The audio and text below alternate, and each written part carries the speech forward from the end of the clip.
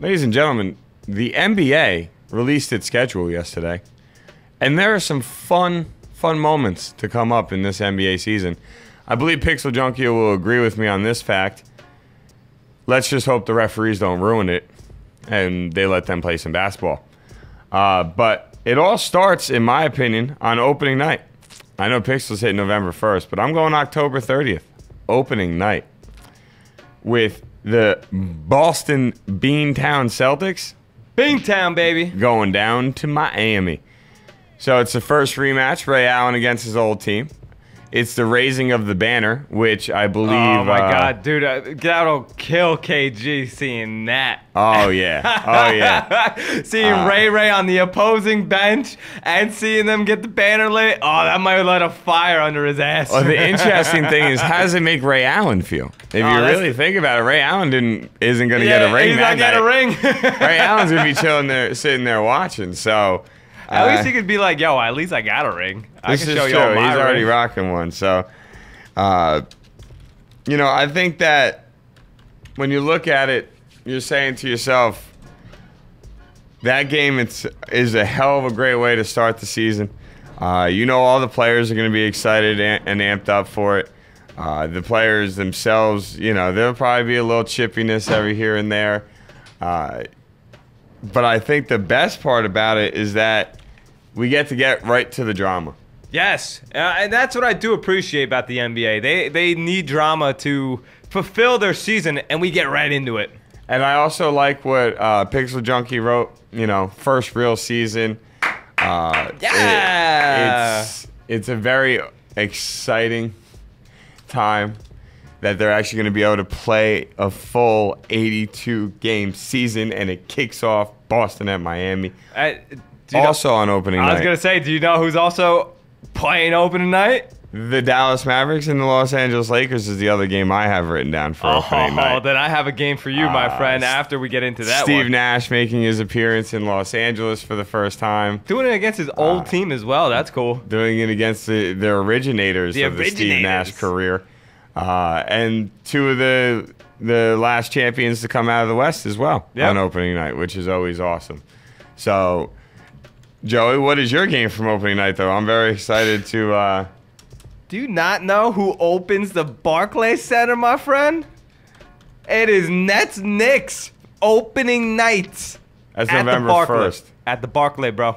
At the Barclays Center. At the Brooklyn. Barclay. At BK, baby. In the BK. That is the first game at the Barclay. That matters. And I'm actually excited about that. About a month before that, Jay-Z will do the opening concert. Yeah, that's true, too. Actually, I think the opening concert's like this weekend or something like that, or next week. It's very exciting. But either which way, that's awesome, because I like that they set it up for the Knicks. I like it. I like it. You do the New York City battle. It's game quite one. Awesome. Who wins game one? Let's go. Yeah, I'm actually very, very excited about that. I think that's awesome.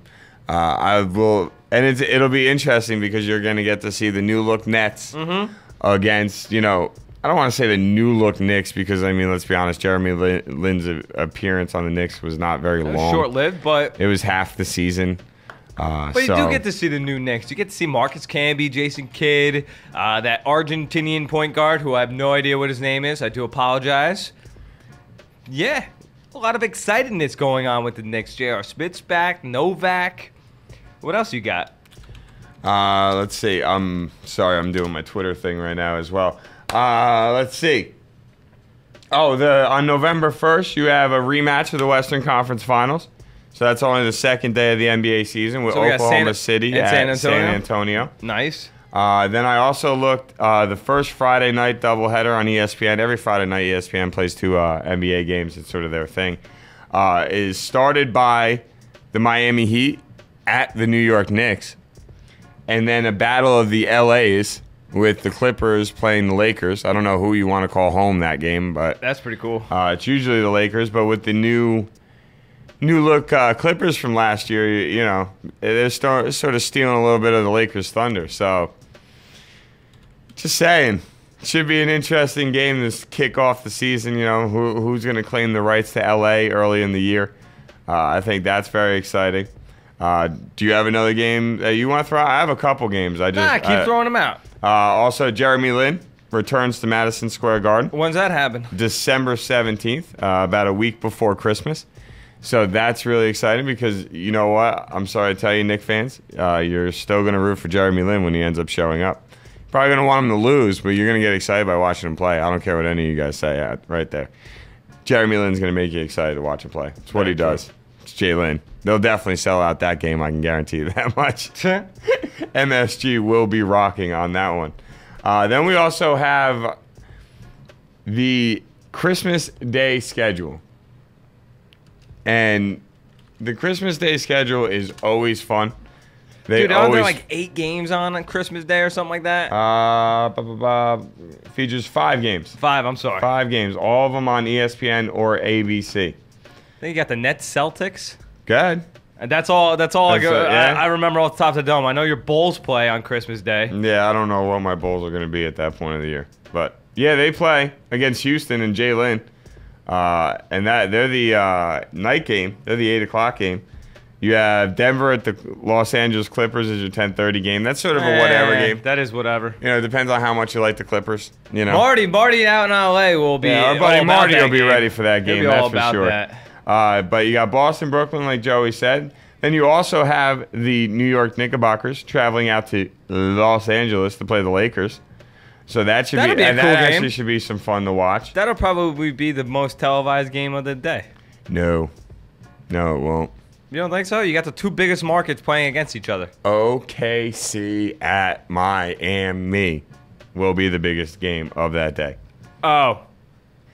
Oops. Definitely the 2 biggest names in the game of basketball. Kevin Durant versus LeBron Brown. Perfectly said, my friend. And it's that simple. All right.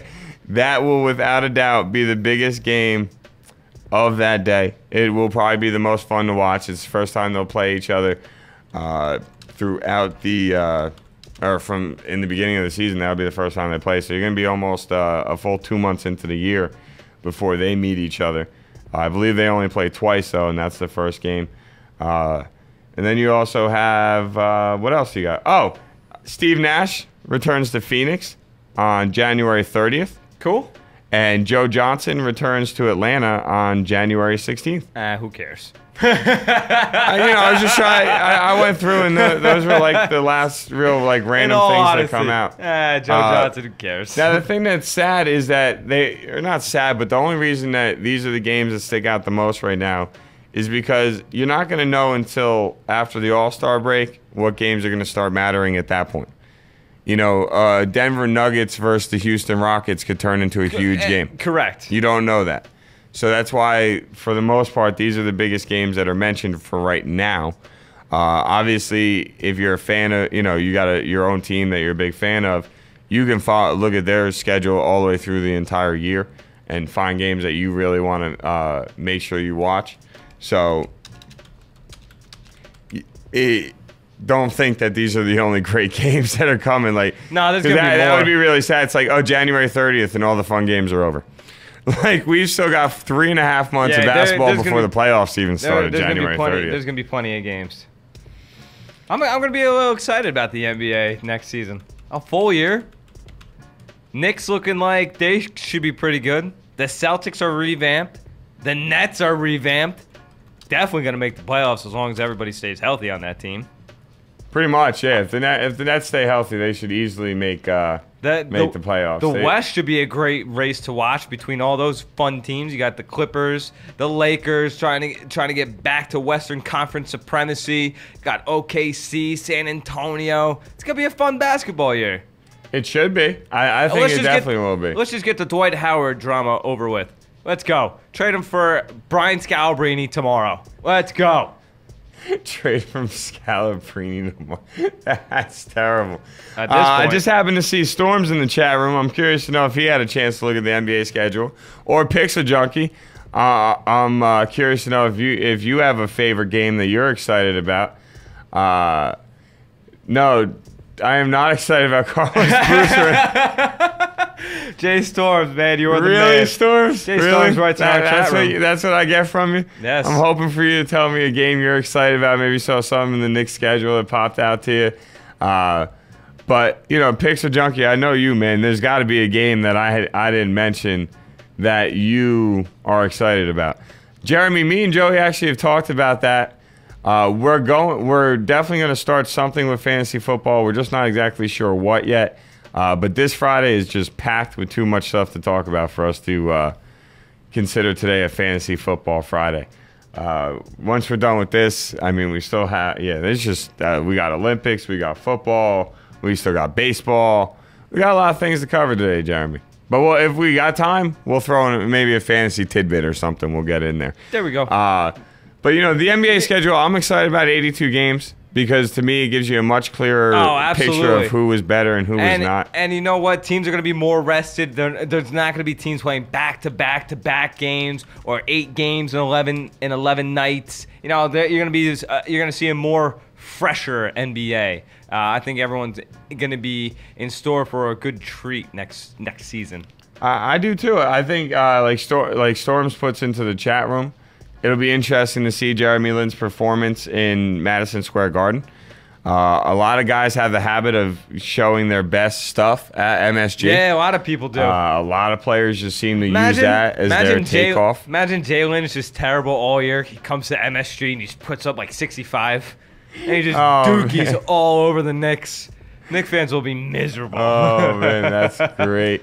Pixel, that's funny. I like how you put that in there. That's why the Heat have a asterisk next to their championship. It's true.